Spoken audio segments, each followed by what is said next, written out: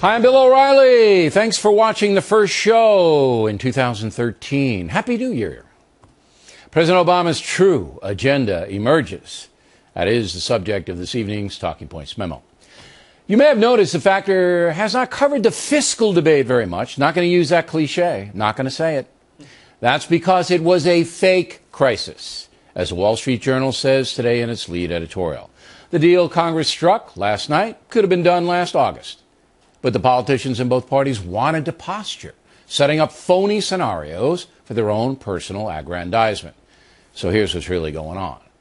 President Obama has succeeded in raising taxes on every working American, every one of us.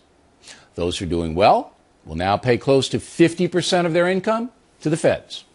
Those making below $400,000 a year will pay a variety of new Obamacare taxes and see a 2 percentage point rise in their Social Security payments. So everybody gets hit.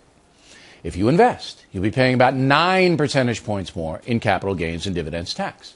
If you die and your estate's worth more than $5 million, you'll pay 40% of death tax to the feds. President Obama is not finished. He wants more from the affluent. We can't simply cut our way to prosperity.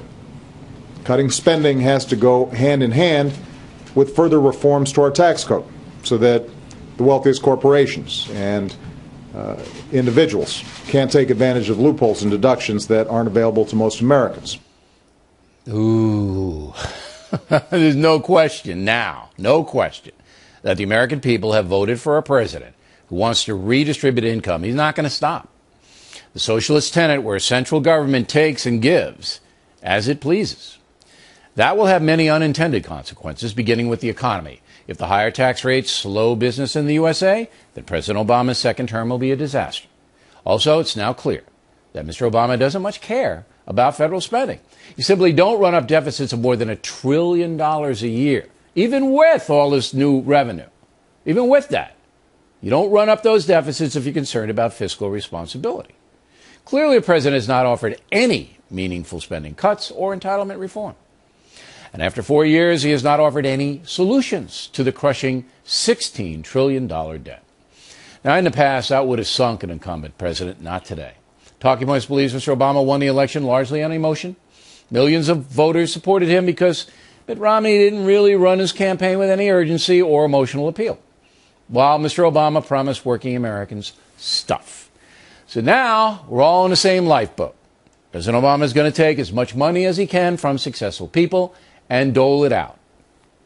He's not going to make any meaningful cuts in government spending. Not going to do it. And he might even expand the entitlement culture.